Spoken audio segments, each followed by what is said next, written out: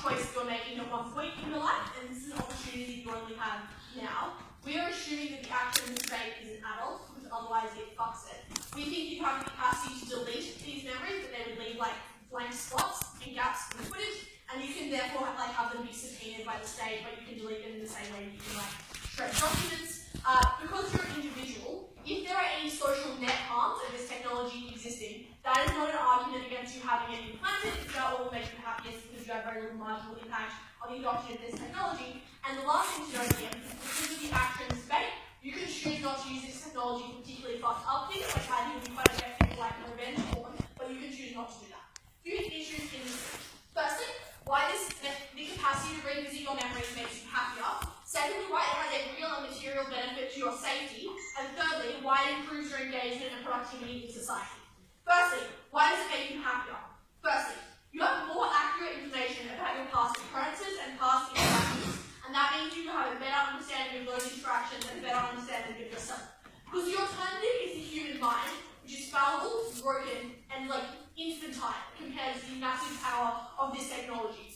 Firstly, because you can't collect all of the information about any interaction at any particular time, because there's just too much detail. That means your brain has to make a large number of unconscious choices about which information to collect at a particular time. That means that your memory is inaccurate because it is incomplete. But it also means you're likely to remember things that confirm your perception of that interaction at a particular time. So, if you're worried and think that someone is mad at you, you're likely to remember their facial expressions or their tone in ways that confirm that, and not the things that go against your bias, because humans have a significant confirmation bias. But secondly, because your memory is inaccurate, the way that memory changes over time as the time passes means that it's likely to morph in ways that runs along lines of anxiety and insecurity you hold as a person. Because if you think that person must have hated you, or if you think that interaction was really embarrassing and they were making fun of you, you're likely to confirm that in the way that you've memorized that, because that's the way that our minds work. And that means you're likely to remember those in ways that make you more unhappy. With this technology, you're able to revisit the accurate versions of those memories. That's good for a number of reasons. Firstly, you know more true things about yourself, and I think you have an interest in that episode access in order to improve your happiness, Bostan. And secondly, because it makes you improve as a person, because you're better able to understand and empathize with someone at the point at which you can revisit what that interaction was like. If you later find out they were not mad at you, they were just really upset by your actions, you can then rewatch that and see what that looks like and what those indicators are, and therefore you're able to better navigate those interactions in the future. But also, you're able to question unconscious biases that you may have, because when you think, wow, why did I find that black person I saw so scary? You can rewatch the footage and realize it actually was not scary. And that makes you question those biases and come to terms with it in a way that allows you to overcome them. The second reason this makes you happier is I think it leads to less anxiety and overthinking about the content of past interactions. Because people are going to obsess about the past either way. That's human nature. But now you have an actual accurate version that you can look at to prove that your worries are incorrect. Because previously, as I just explained, these memories are flawed in a way that is likely to be biased towards your pessimistic and fatalistic understanding of those experiences. But now you can just dismiss those fears because you can actually look at the interaction again. But secondly, because you can just check, you're likely to spend way less time obsessing about it because you just put it together at the point at which you rewatch that footage. The third reason it makes you happier is that it allows you to revisit happy times even when those times are distant. So if your life has become worse, if you're going through a period of depression, or if you've just been dumped, you can rewatch what has happened in your life and restore hope, because you understand that you are able to have that happiness, and the idea that you'll never love again seems more fleeting at the point at which you can see that you are capable of that. Fourthly, if you don't get this technology, I think you'll likely regret it, because the way that this debate is set up in the topic is that this is your one opportunity to get this technology. That means that if you don't do it, even if that technology is not actually amazing for you, you're going to think it was, and you're going to worry about, you're going to wonder what could have been. We would prefer that you try this technology, which can then get removed if it makes you deeply unhappy. So I think that negates a large number of the harms that could potentially occur, and that is better than not trying it and therefore regretting it. Lastly, and fifthly, this makes you happier because it improves your relationships. I think it is true that the vast amount of conflict that occurs within relationships is not due to people, to the actual factual occurrences of what occurred, but is due to disagreements about those facts, about who said what, about who did something first, and about what people said to each other. Now, you can have that joint understanding of the factual basis of your conflict, and you're able to move on from there and resolve it, and even if the resolution is excuses like you need to break off or stop being friends. At least that is better than continuing to fight about what occurred and feeling like that person is factually incorrect. Let's now talk about why this is a real material benefit to your safety. Let's be clear, a very large number of people in the world live at the risk of harm daily, but everyone lives at the risk of some harm, so no matter where this actor lives or who they are, they have an interest in protecting their safety from attack from other people.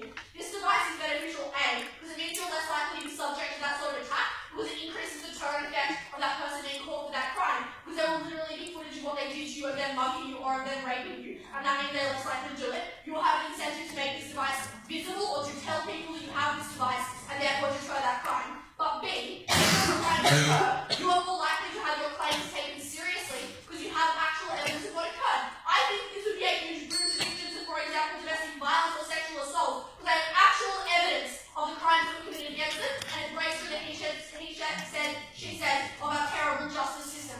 Let's note here that I think there is quite a low risk of state misuse of these memories, because you can delete them if you want to, but that deletion does not rebut the harms that I just gave you, because the victim has no incentive to delete the memories, which will convict their offender. Last argument is about your engagement with society. Firstly, I just think that this gets rid of a whole lot of the annoying shit that we deal with daily. So for example, you'll never lose your keys again. You'll never forget what happened in that debate that niggles in the back of your mind. You'll never forget an example on an exam, because you'll have all that information accessible to you all the time. And that allows you to engage in your intellectual activities, because like your base menial work and memory has been taken away, and therefore you're able to engage in higher order thinking, and that's better for you. But secondly, and I think more importantly, it is highly likely that a large number of other people in society will get this device.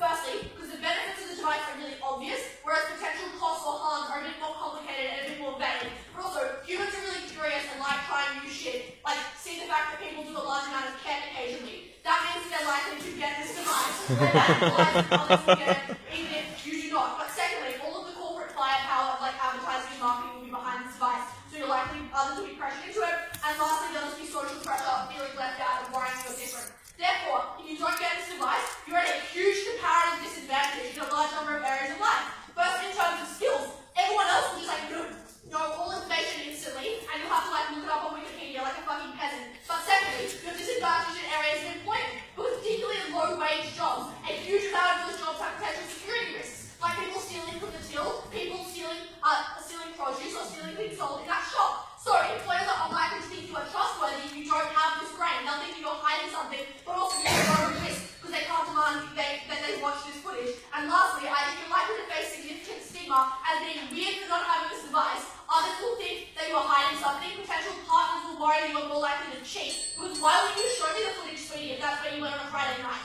That's why getting this brain makes you happier. It improves your life. It allows you to participate better in society, and it's something you should absolutely do because you would regret it if you did not.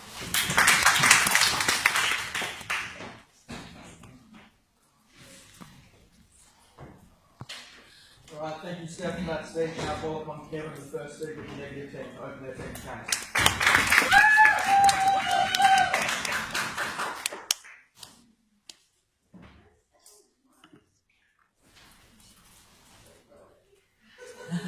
Oh. That's been there overnight.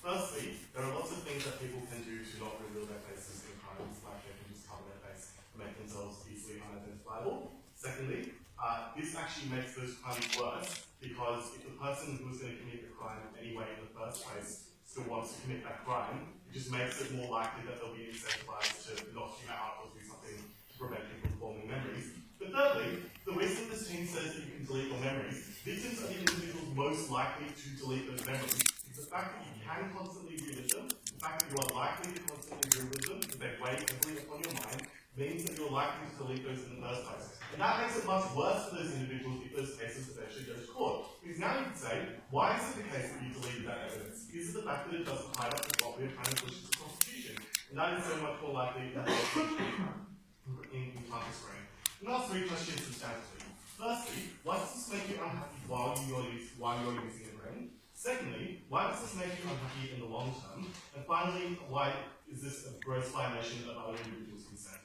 First thing to note is that the first thing to do is to address Steph's claim that you will kind of regret this decision afterwards. First thing is to say that that is obviously kind of contingent on being able to prove the instance, you know, that you know, obviously as an actor in this debate, you're making this way up, so if we prove that it would have lots of detriments, you won't really regret it. But the other thing to say is that it's not really just easy to say that, well, you could do it now, try it out for 30 days, and see if you like it, and if you don't, you can take it out. The reason that, as we will go on to prove, this fundamentally changes your identity in a way that makes essentially this procedure irreversible, even if you today get it taken out. So why does this make you grossly unhappy while you use it?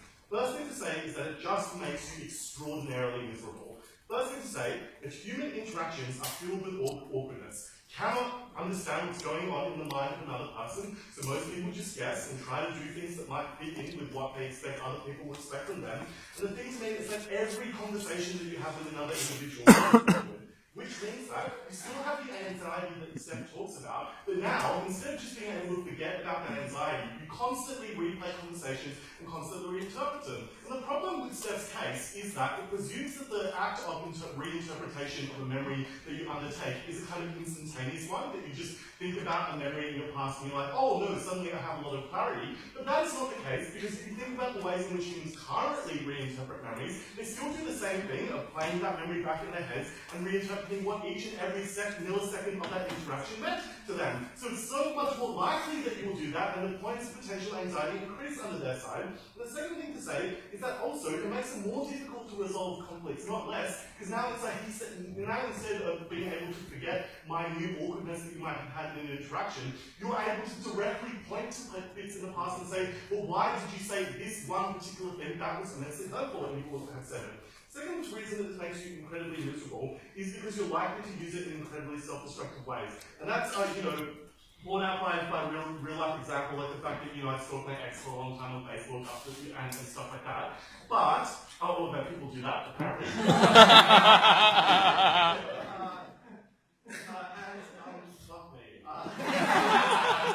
The thing to say about that is that people are more likely to try and reinterpret sad scenarios, because they constantly go back in the past and think about what went wrong and what they could have done otherwise. But now the sad interactions are a lot more potent, because when we slowly forget about the meaningfulness of certain interactions to us, their potency over and their control over our emotions slowly diminish. But when that is directly in front of you, like you see it literally before your eyes, that allows that sadness to continue lingering in your mind, and you're likely to continue reacting. Thirdly, because this, and the worst possible outcome for you, is that it means that even your happiest memories become meaningless to you, for three reasons. First, all happy memories are hinged to the quality of loss, because you understand when you relive those happy memories that they cannot possibly reoccur to you, that they're dead and in the past, which means that it's much more likely that when you relive those memories, you experience that loss, because you literally see that memory start and end before your very eyes, instead of what you do currently, which is when you have an impressionistic idea of what happened in the past. And what's important about that memory is why that thing made you happy in the first instance, and not the literal matter-of-fact notion of what went on. Secondly, the reason that the past is about myth creation, and that is what is valuable about it. So you can't dissect past interactions and be like, this is the moment that this memory made me happy. The reason that people have happy memories is because they take a totality, like a sum of different interactions, and they say, well, that one situation in general made me really happy, and you're a lot less likely to do that when you continue to do the dissections that they see you all under their sides. Thirdly, it devalues your past experiences, because kind of what makes the past valuable in the first place is that they are memories that stand out. You know, they're ones that you have despite the fact that you naturally tend to forget things. But now every memory is one that happens on a continual kind of plane of memory that you can't control. So that means that it's much less likely that one individual experience will be particularly memorable to you. And that is extraordinarily harmful. Finally, Steph's argument about like kind of constantly reliving, you know, your past. You know, when you've just broken up with someone, it's actually an argument for our side, because you should obviously move on and deal with that instead of continually living in the past and being addicted to like visions of your ex or whatever. You know, that would be really helpful. Secondly, why does this make you unhappy in the long term? Firstly, it actually dismantles any ability you have to control your identity in the first place. If you constantly relive memories that happened in your past, because the way you construct kind of your friendships and how you see yourself in terms of other people, or the way you construct an image of yourself, is according to a kind of impressionistic idea of how you think other people think about you. But the problem with that is that most of those things are deeply unpredictable, so they change from interaction to interaction, which means that you're able to constantly relive those interactions. You constantly have to reevaluate how you position yourself in terms of your friendships with other people, because you say, well, this one interaction was very different to this other interaction, and you can directly compare them, for instance. Or it just means that it's a lot more unstable because you have to refer to the matter of fact instead of taking what you believe that relationship to be and saying that it's meaningful to you. Secondly, if you can't forget about past experiences, and that means first, you're overly cautious because humans are risk averse, and it means that you constantly refer decisions that you're making currently, ones you made in the past, and it will deter you from making decisions that might give you new experiences. Secondly, it means your interactions will become more meaningless because you feel a sense of insecurity about your present interactions, for instance, being less meaningful to you than your past interactions. And thirdly, you become extraordinarily risk-averse because the cost of creating new memories that are harmful is extremely high, because the step of deleting a part of your memory is one that most people would not like to take, It's one that people would only take in the cases of extreme trauma, like in the cases where a crime can be perpetrated against you, but not where, you just break up with a new partner after a few weeks. But most people would be unwilling to have that seared into their memory, and that's something that they constantly replay to themselves over and over again. So the risk is that you just won't interact with other people at all. Finally, on consent, Pacino will deal with this in more detail, but the point to note is this. This is like holding up a camera constantly to other people and recording everything that they do, which means one of two alternatives. Either you don't tell them what you're doing, which would be a gross violation of their consent, or secondly, it makes you an enormous social outcast because people will just be constantly aware of the fact that everything that they say is now on a permanent and replayable record. Anything they can say will be used against them, potentially in a court of law, but personal interactions with that individual, and that means you harm your relationship to other individuals in that way. That's why we oppose.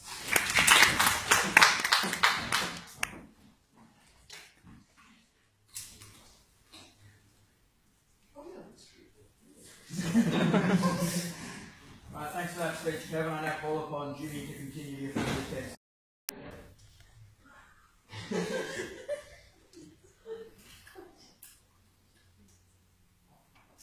Well, sure wish I could wipe that from my memory. Firstly, I want to look at what effect this is going to have. Firstly, I want to look at what effect this is going to have on personal safety.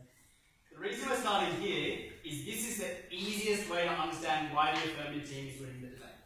Even in countries like Australia, there are many people who feel at risk of crime. Like, for example, many women who feel at risk of sexual harassment or sexual assault. It's worse in other countries where rates of crime are higher. We say that this would reduce crime. What responses do we receive? Someone could wear a mask.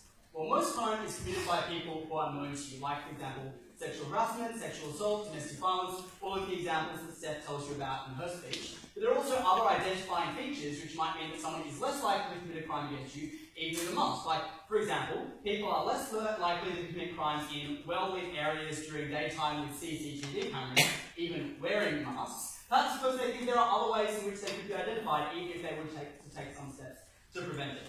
Secondly, Kevin says, well, the criminal might knock you out. Well, they already have a reason to do that to the extent they're worried about your organic memory, so it's not clear that that's a comparative harm. It might not be possible in many instances of crime, like, for instance, things like sexual harassment, which can still be traumatizing to someone, but your boss is unlikely to punch your lights out so that they can make sure that your brain won't be there. And also, presumably the brain could just be uploaded to the cloud or something, so doing something after the fact wouldn't be that beneficial. And in many respects, it might be preferable for victims to be knocked out when terrible crimes are committed to them, rather than having to remember them using organic memory if we accept the remainder of the negative team's logic. Lastly, they say, well, you would throw it out, which means that you wouldn't get the benefit of the recollection of these crimes. Well, we think most people would probably keep a thumb drive to give to the police or their lawyer before they got rid of it. It's like most victims of crimes responses isn't, I don't want to think about this immediately. It's, I'll write down the details of what happened to me, provide it to the police, and then go through the difficult process of healing and recovery. Since we define that issue very clearly, the negative team needs to do a lot of the remaining issues in this debate, like personal happiness, in order to win, since there's a much lower chance of something truly catastrophic happening in your life. Secondly, how does this affect the way in which people fit in with society? They say that people consent to this. Well, in the same way that people consent to talking to you when they know that you might have a memory of that conversation, just like people often consent to being videotaped or having a photo with someone else. And the other problem with this line of argument is it's very unresponsive to what Steph said, which is that you won't be a 1 in a million who has this brain. Almost everyone will have this brain. So it's very unlikely that people will see this as a really significant invasion of their privacy. It's an accepted and normal part of human society, just like people understand more people take photographs than ever before. The very important thing that Steph explained is that this is not a choice that individuals make in a vacuum. It needs to be about the likely choices made by everyone else in society. We think it's likely that most people will choose to take the brain. Firstly, because the benefits of it, like increased safety, are very obvious, whereas the potential harms, like, oh, you'll relive an unhappy memory, are much more abstract and hard to grasp. And secondly, because all of the corporate firepower and advertising money is on team get the grain and any associated add-on features, and there's very little advertising incentive to be saying, don't get the grain. So both of those factors push us in the direction of thinking that this will be a relatively ubiquitous social invention. And if that's right, it would be incredibly costly for an individual not to do this. For example, it would be very difficult for you as a person looking for low-wage employment to say, hire me, rather than any of the other cashier tellers who you could hire, even though I won't be able to verify whether or not I've stolen from you, but all of my other competitors will be able to verify that because they would be capable of showing you their memories. Or, for example, it would be also very challenging for you to gain access to a higher income role, if a higher income role involves more educational skills, if you can't promise the type of recall that other people are capable of promising. So, for example, people who live in developing countries have less access to high-wage jobs. It would be a very stupid idea for them not to have something that would hugely improve their human capital. So again, since we have proven this hugely improves people's ability to get access to their employment, they can't just prove, oh, you look through some ex's memories of your ex, like that'll make you a bit sad. They need to show that the harm to personal happiness is catastrophic to have a chance in the debate, because we found the other issues very clearly. So let's now talk about how this will affect your feelings about your memories. The logic of the negative team is you're anxious about what happened in the past, so you want to play it back to you. That also happens under the status quo, where people play back their memories internally. But it is better under our side, because you might be worried about yourself being awkward, but when you're able to see that awkwardness of others, which is also captured in the grain, but wouldn't be captured in your memory when people are insecure, like they see flaws in themselves that they don't see in others, when you're able to more objectively assess whether or not you did actually screw up the situation, it's less likely to be subject to that. And obviously, the way in which people interpret what happens on the grain might still be subjective and still be subject to some of those biases. But it's likely to be much more objective when there's a clear factual account of what happened, rather than just your beliefs about what happened to you. They say, well, you pick out one tiny thing in your relationship and obsess over it. Also something that happens under the status quo when, for example, couples in relationships can break up over a single bad line idea. But the reason why it's much better on the outside is that you won't just think about the most recent thing, like what's most easily accessible in your current memory. You'll have the whole tapestry of memories from the entirety of your relationship to access. Which is why it's more likely that you'll take all of those things into account rather than obsess over a single one. The best part of the negative team's case is you might lose your happiest memories. Let's go through the reasons they give for that. Firstly, because recollection involves a type of loss, so you might be sad about it.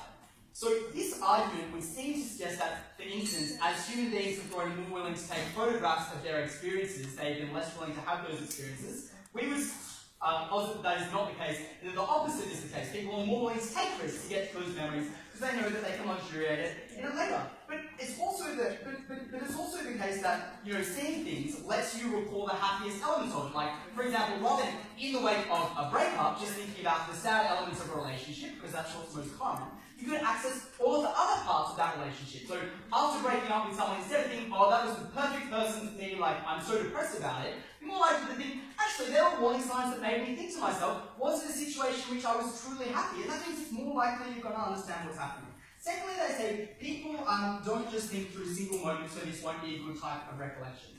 Which is true, but a single moment can be an important trigger for your recollection of past happiness. So, for example, for someone who's feeling very depressed and thinking, well, how was I ever happy in my life? Seeing a video version of it might not bring it all back, but it might make them understand why it wasn't they were in a place where they felt truly happy. Lastly, I say it'll be less powerful in the moment when you know you can replay it later. But knowing you can see something later doesn't betray your interest in it now. If anything, it'll make you less cautious because you want to make lasting memories. But also, people always capable of deleting their memories if they think that the possibility of recollection is harmful, we're just saying for many types of memories, it would be useful to have this facility, like for instance the traumatic memories we've talked about. My understanding is that this would be especially beneficial to people reliving truly traumatic events, like for example PTSD sufferers. Firstly, because partial recollection makes it harder for those people to understand what happened. So for instance, for soldiers who blame themselves for a fellow soldier's death, it's incredibly traumatic for them not to be able to remember an event because it's being blacked out in a given way. Secondly, because part of the healing process is going through an event in a way that you have control over. That's why psychologists often talk you through the way that something happened. And it's comparatively much easier to do that when you have control over the pace of recollection and control over what you see, than just receiving, for instance, itinerant flashbacks, which you're more likely to think, well, I need to grasp onto those things because I'm never going to get a full picture of what really happened in those circumstances. There is a reason why people are encouraged not to just block out the worst things that happen to them, but encouraged to understand the way in which they happen as an important part of moving over them. And the brain is a much better way to do that than our subjective memories, which are filled with fear, anxiety, and biases. That's where we propose the motion. Gives us a few reasons why this is likely to make you happier. The first is that your memories are inaccurate, and accuracy is a good thing, because if you know yourself better, you're likely to be happy. And I think the problem with this is that, for most of us, lying to yourself is what gets you through it. Because lots of people hate themselves. Lots of people are really unhappy with the person that they see in the mirror. And when they're able to construct myths around the type of person that they are, when they're able to construct memory in terms of things that are convenient to them, and ideas that they're comfortable with, which we all have to do to be comfortable with past relationships, or past mistakes in careers, or past interactions, then that is when you're most likely to be able to live with yourself. Because inaccurate memory allows you to rationalize embarrassing situations. Myth-making memories allow you to blame other people rather than blame yourself and be constantly tormented by that.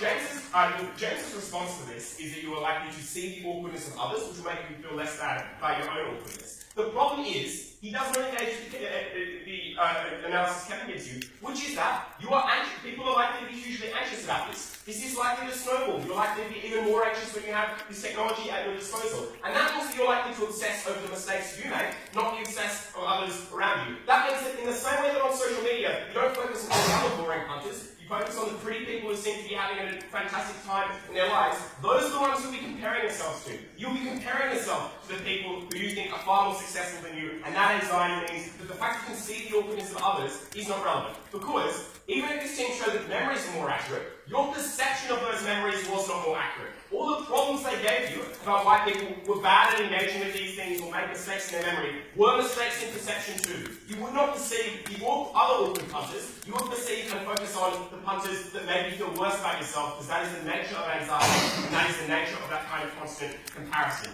James says you currently obsess anyway in response to that, but have other memories to counterbalance it. Importantly, this was likely to reinforce the problems that you saw in yourself, and that meant that you were going to focus on those mistakes all the time. That meant that accuracy in memory was a bad thing. Being able to make myths was what allowed you to live with yourself, and was what stopped people from hating themselves, and that was a bad thing for this side to prop. The second claim that we get is that accuracy encourages empathy. We get the example of being able to question unconscious biases. I think quite obviously, someone who racistly assumes that the black man walking past them is going to mug them isn't going to go back to that random interaction, replay it, and decide, oh, maybe I'm a bit of a racist. That's what I think. The second thing is, the second thing to say is that broadly, when they talk about that you can better understand other people and improve relationships, that had the same problem. That is the problem of your perceptions of other people. Because even if you could maybe objectively, even if it was true that maybe you could objectively empathise with other people's mistakes and the ways you treated other people badly, that was not the way you engaged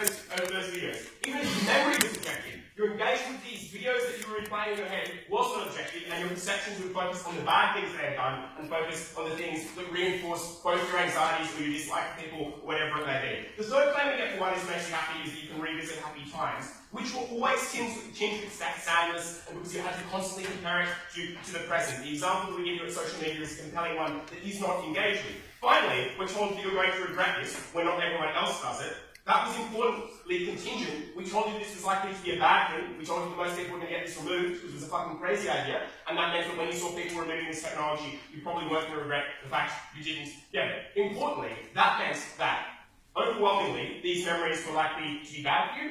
These memories were likely to cause bad things. The benefits they could claim about objectivity applied to the memories themselves were not the way you perceived those memories, and that meant that anxiety was always going to come to the forefront. That meant that hating yourself was always going to come to the forefront. And this was just going to confirm everything you hated about yourself, everything you hated about other people, and that was going to make you far less happy. We're ahead on that issue. Second issue, on safety and economic security, which James bizarrely thinks that they're well ahead on. The first claim is that this deters attacks. Importantly, no one knows if you have this device. As we told you, we think that most people don't have it because it is a bad thing. That means that no one's going to make the assumption that everyone walking past you on the street has that device, and that means that getting randomly assaulted is very unlikely, because the impact on random assaults is non-existent, because the deterrent only exists if people know you have it. Maybe you look like an idiot walking around with a "I have this device" sticker on your face. Only then do you get the benefits of deterrent the way they want to talk about. Otherwise, that benefit to safety does not exist, and they're there. But the second claim is that your claims are likely to be taken seriously when a crime is being committed against you. You have evidence of that crime, you're likely to take it into court, and so on. And this runs into the problem of consent we give you, because if they know that you're recording, they will not commit the crime, because they know up front that's going to place them in legal jeopardy. But if they do not know that you are recording,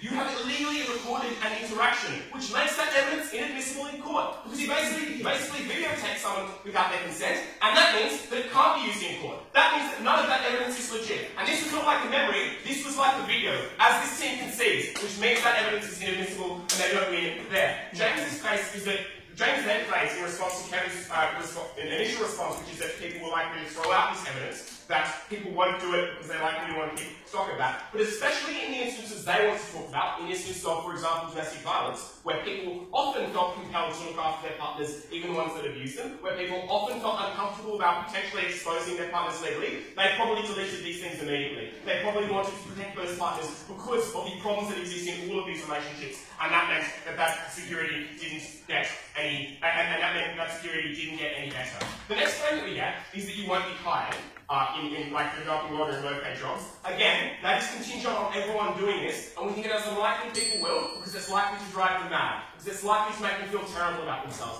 And this team really hasn't shown that everyone is going to do this beyond giving their arguments for why they think it's a good thing. As I've told you, this is going to be bad for people's happiness. We're winning that issue, and that means that people are not going to see this as the norm. People are unlikely to decide to be declined hiring and offer to be hired. That means that this is not better for your safety because the deterrent doesn't exist. That means that when a crime is committed against you, the evidence that you could get from this can't be used in court because they couldn't consent. And it means that the harms to economic security they want to talk about did not apply either. Final question then, on consent. James says people will be okay with this in the same way people are okay with any memories. And that just doesn't strike, that just doesn't seem true to me at all. Because if you wandered around with a video camera and asked people if they're okay with it, they wouldn't be like, oh yeah, well I guess you could otherwise be remembering this anyway, so I'm fine with that. Quite clearly, people see that differently. Quite clearly, people's reactions would be that this is not something they're okay with, because you can record every single thing they say. Because they can't, reconstruct your memory for you or talk you through it and engage in the myth-making we spoke about before. Which means that people will see this like a video camera, and people will not consent. And then the claim that everyone will do it, so the issue of consent wouldn't be an issue, again falls down because they have not proven that everyone will do this. They have not shown why everyone wants to do this beyond giving their arguments for this being generally good. And we told you why this would be bad and why this will make you unhappy. We tell you that this will lead to you. We told you finally and importantly that this will lead to you wallowing in your past memories. This was out of order, but James was like, photos don't stop you having your experiences. Obviously, the relevant example is social media, where people wallow in that and stop engaging in other experiences all the time, and that means that's another reason this is likely to make you unhappy. People couldn't consent to this, so then people weren't going to be okay with this, and that was going to massively damage your social interactions. This was going to make you deeply unhappy in the same way that social media and obsessing over an ex might do. And this wasn't going to improve your safety or security because the deterrent didn't exist unless everyone did this, which they wouldn't, and the evidence in court would not be admissible, which you couldn't claim those benefits, and that's why we're definitely ahead in this debate. They're not nearly as fucked up as this negative thinks they are, and I'm going to make that call and say they're definitely not as fucked up as this third negative speaker in particular is going to claim. The reality, we obsess over what we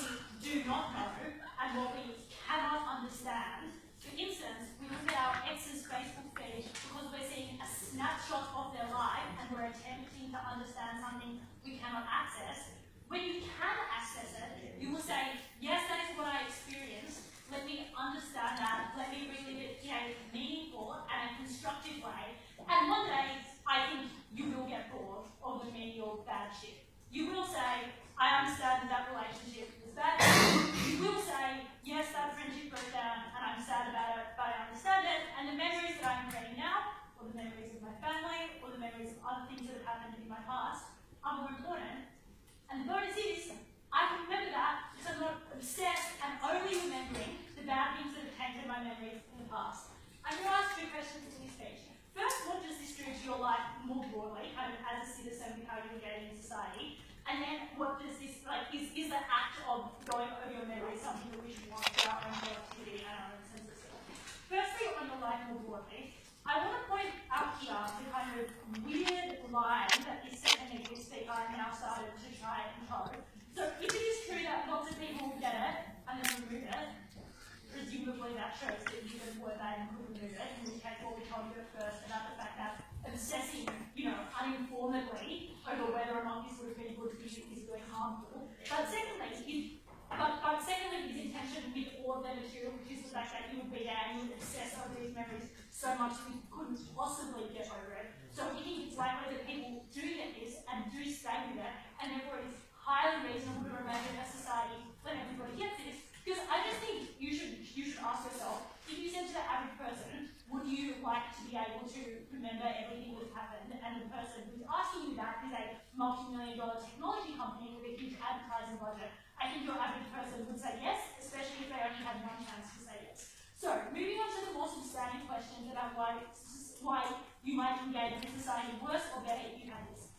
The first thing I'm going to do is consent, which is where the negative tangle is at their strongest. They want to say that, it's strange, because I think their claim possibly will become it is immoral to even opt into this activity because other people are necessarily not consenting to it, which is absurd. People would know you have this. I don't know, but I think it would be the kind of thing that you ask on a first date, do you have this technology? That would be a reasonable thing to ask. And we would look very harshly upon people who answer that falsely. And as the individual in this debate, we would not answer that falsely, and we would be honest about the fact that we had that. The reason why, more broadly then, the view of whether or not this is reasonable in society would change is that we think there would be a social norm shift, like there have been with photographs, like there have been with videos, also just like there has been with oversharing. People are willing to decide what they're willing to share in a different way, and we think that the fact that everybody was doing this is a reasonable reason to believe that this would change, and even if you believe it shouldn't change, it's therefore not immoral to opt into a broad change that doesn't happen. And as we said, as an individual, we wouldn't do something to do this. So that's why it's perfectly reasonable to opt in this technology, and we would be using it in a moral way. Onto the more substantive harms then that we bring you to your safety and to your society. James Pacino gives the absurd material, which is no, you wouldn't do the crime if they had the grain. Yes, our claim is that in the vast majority of the most pernicious crimes, you do know your attacker cannot hide their identity. The instance of abuse that happens in relationships or sexual harassment that happens in the workplace, and in those instances, that would be very useful material. And I think the best material here is could it make force you to believe that? First of all, we think there's likely to be a slip-up. Second of all, we think often people commit these crimes without fully contemplating the fact that they committed this crime. And thirdly, we think that there would be ways of, say, immediately uploading it and then deleting a more superficial copy, and that's why it would be significantly better for safety. Information taken without consent is inadmissible. You better tell the police officers who stick wires on people that obviously we would make this evidence admissible, just like it makes this admissible. Finally, on society, they have been woefully unresponsive to the fact that you would not be able to get a job if you were seen as a criminal. We think that is a huge harm, and I would prefer to be someone who's a bit more bitter about my ex, but employed, than somebody who was not able to get a job because everybody thought I would be able to steal my food skill. Your engagement with society would be absurd if you did not opt into this technology, and that alone would mean you should be able to be a functioning member of society. On to whether or not memories are helpful. As I said in my introduction, this team has not actually proved why obsessing over these memories would be counterproductive. Their logic has just been that it might facilitate the more accurate obsession, but beyond being there's there's infinite anxiety or awkwardness in these relationships. They have not proven particularly. I actually have faith in people to be able to view an interaction and come to a reasonable conclusion about what happened, especially in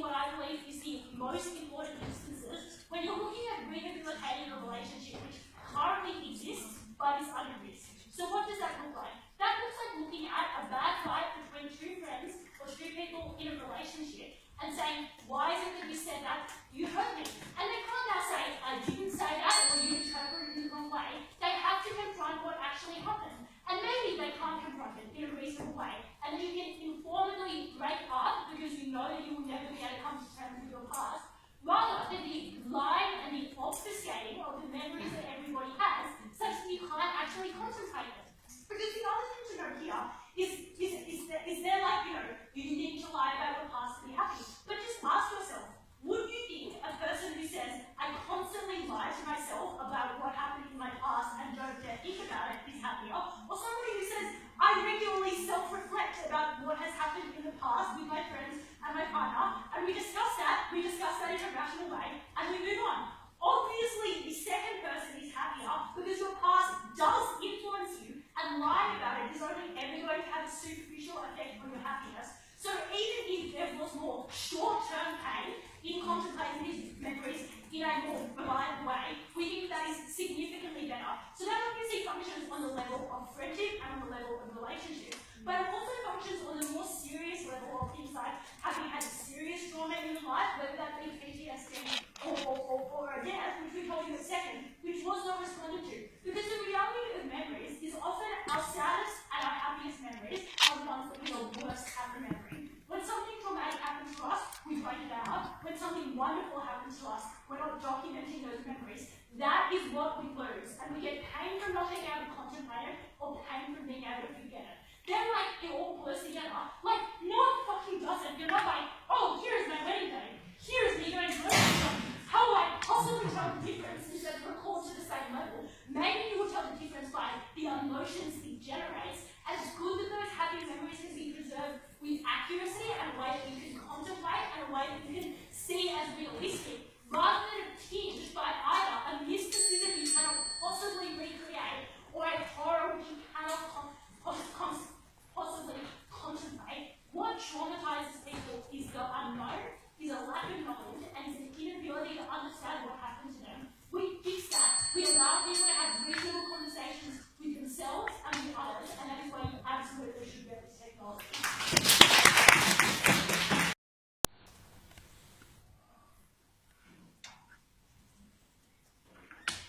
The primary plan of the Affirmative team is that this device gives you access to clearer, unbiased information, which dispels the negative way of constructing your memories. Imogen is wrong. We did not think that people are bugs. In fact, we thought that memory as a story was constructed extremely conveniently for human hands. Because, as we told you in the very beginning of our case, people construct their memories in a way that's convenient to them. They create myths about their past. They create myths about the people that they are friends with. They create myths about their lovers, about their mothers, about their childhoods. And you know that's true because, for example, almost no one thinks that they are a bad person. But most of us are. Quite fundamental. No one, or at least most normies, they don't think that their friends kind of dislike them, or they think they can rely on them and trust them. But we can't. People are selfish. People get angry. People have flaws. And that is why, wow, that was louder than my speaking tone. And that is why you need memory to be imperfect. Because the ego is a self-defensive thing. It prevents you from being faced with the horrors of life, the bad things about life, which otherwise you would be able to see clear as day. You can see in Jimmy's eyes again and again the awkwardness when he's forced to talk to you. You can see that's actually brilliant. So all of that means that it is not true that the happy moments that you access will be happy again. Because happy moments are like Monet's. They are better from a distance. They are better when you construct them conveniently, as the ego is incentivized to do, in order for them to continue to sustain you, rather than being depicted in the cold light of day when you can see it. And sadness doesn't go away, because, wait, what did I write there? Sadness and warmth?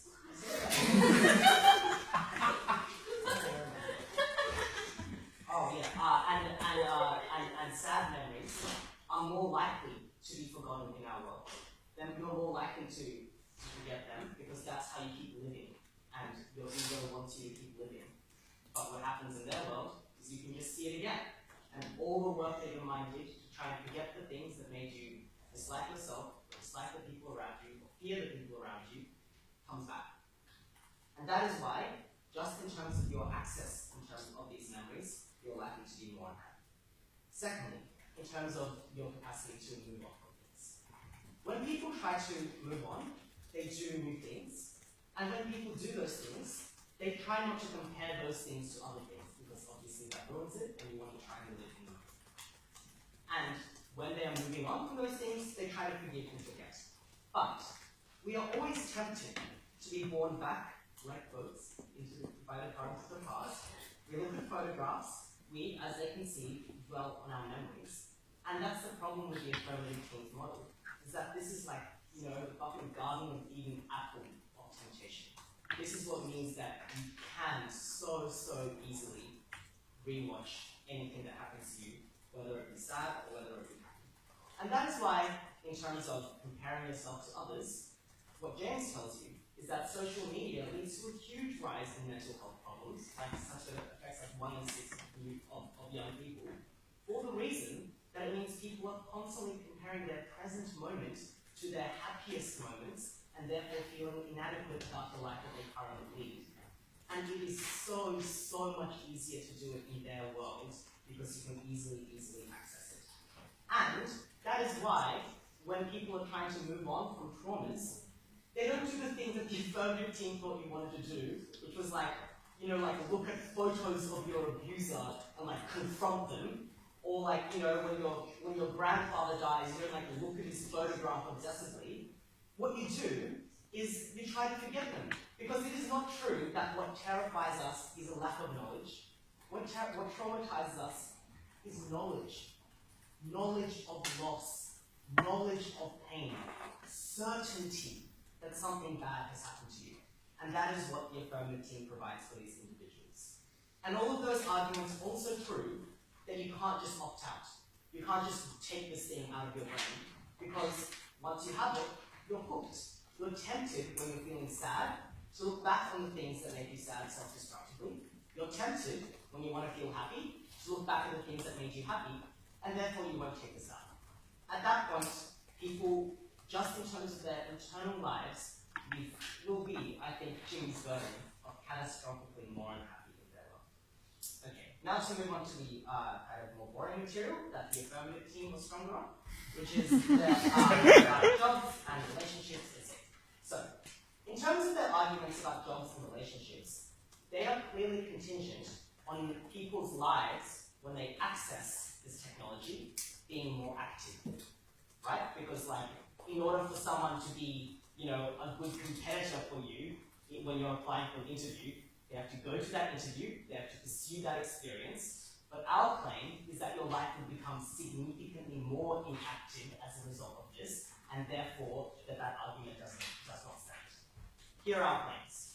Firstly, if this makes you very happy, like for instance, you have a whole body of very happy memories to draw upon, then it is overwhelmingly likely that you will just keep watching those. Because as the whole affirmative team has said, all of the most happy things happen in the past. So that means, you know, it's like a fucking drug. You can just keep watching it over and over again. And the other argument that we gave, to which we heard no response from the affirmative team, is that because you're always comparing these things, your current life to your happiest memories, you'll be risk averse in terms of doing new things. Because why would you do those things if you could just be made happy again by memories of the past? And also, why would you do new things that potentially might make you feel bad if you knew that they would make you feel bad potentially forever or whenever you felt sad? So, that is why you become a much less productive member of a society, even if these memories made you happy. And therefore, all of the time that you spend outside of those memories, when you weren't getting those hits of, you know, pleasure, you would be extremely unhappy. Secondly, if this makes you sad, the consequences are very obvious. You will hate yourself more, and you'll be more unlikely to do things. And the memories of, like, for example, the bad things you did, which previously you could forget, and therefore you could kind of transition out of the way you conceptualize your identity, you can never forget. They're part of you forever. And finally, in terms of your capacity to form relationships. So the affirmative team says that you would be honest, and it would be okay with people that you'd be honest because norms change as they change with photographs. But obviously this is very different to photographs. Photographs, you know, you're like, hey, smile, right? Whereas this is something that is ongoing in your brain at all, and there's no way for the person to be able to delete that memory and stuff. So either they're violating people's consent, or no one will ever have sex with you. And that's pretty bad as well. Yeah? So there you go. So that's why they have jobs and relationships, materials and work, and it's likely to become less active. Finally, in terms of safety, I think that an argument to respond to all of their arguments is just fucking pretend to have the technology. Just fucking put a sticker on it. You don't need to actually have it. All the same deterrence effects, not necessary. Not necessary. So yeah, makes him unhappy. Makes him more likely to be like me. That's not what we want.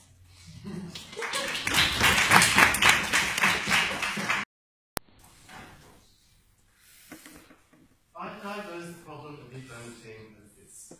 There are a great many things that you could potentially do to make yourself more competitive in the workforce or to make you more safe in society. Like you can never leave your home, or you can spend all your time at the library studying to get the highest mark possible. But there are very few of those things that are worth doing, because to do them would make you entirely miserable, and it will make your life so much more immeasurably worse that it would not be worth living. And that is what we have told you, to which this team has never provided an adequate response. Because we tell you that getting this brain will rob you of your happy memories, will make them devoid of meaning, it will make you replay your saddest thoughts over and over again so you can re-examine them. You will become a hollow shell of a person. And even if that mitigates your risk of the incredibly small risk, I might add, that you have a crime perpetrated against you in the first place, that is not worth it. That is not a life that we would choose to live. And actually, that benefit is extraordinarily small. Because if you want safety, just put a sticker on or get a prosthetic implant that makes it look like you have the implant, or tell people you have it. If you want a job, very unlikely that the types of people that you'll be competing against will be the ones that have these implants. The reason that we tell you that this makes you more risk averse is the chance of you getting knocked back in a job interview, for instance, and the memory of being knocked back in that job interview is something that will stay with you forever. And in order for that to not stay with you forever, you have to voluntarily opt into deleting a section of your mind, which is something that individuals will not do. So it will make it extraordinarily unlikely that anyone with an implant will be really a competitor for you in the workforce at all. But this team has never adequately addressed all of the material about why this makes all of your memories worse. We tell you that it makes your unhappy memories so much more unhappy, because there are an infinite number of anxieties, as I told you in my speech, that you might have to confront in an individual interaction. Secondly, because your reflections are always tainted by your present day judgment, which means that if you feel anxious about a situation now, you're likely to view the replay of that situation from an anxious state of mind and reinterpret those in ways that are harmful to you. But thirdly, and most importantly, because the only way in which individuals are able to live with themselves is by lying to themselves sometimes. And it's not a claim that people ought lie to themselves all of the time, or that they should pathologize themselves into semi-deities. It's just that you cannot bear all of the guilt that individuals ought to bear. You cannot blame yourself for every negative interaction that you have, even if some of the time, or even most of the time, you are responsible for those negative interactions. And that is something that individuals cannot live with, but this affirmative team would force you to live with, were you to be able to constantly replay those interactions in your mind and internalize that guilt. But, even more importantly, this makes it impossible for you to be happy, because it takes your happiest memories and it makes you constantly relive them, which means that you're constantly seeing them as a finite thing that begins and ends, instead of merely remembering the things about those interactions that are meaningful to you, something I told you in my first speech that they never respond to, because the past is about myth creation, and the value of your past happy memories is not the facts or the matter that facts things that happened in those memories, it's what you draw from those memories and what you create in your mind, and necessarily rewatching them all of the time destroys at least some of that mythologization. And finally, because it makes those happy memories part of a life in which you constantly and inevitably only rely upon those memories for your source of happiness. You constantly compare your present day memories back to those memories. And that is where I think this affirmative team really loses the debate. Because we tell you that this means that you will never seek out new experiences. Because we're constantly comparing the present day moment to ones that you've had in the past. And that is something that basically makes your life not exist at all. You know, I wish I really could record this moment, because for the first time in my university career, I definitely didn't do the best.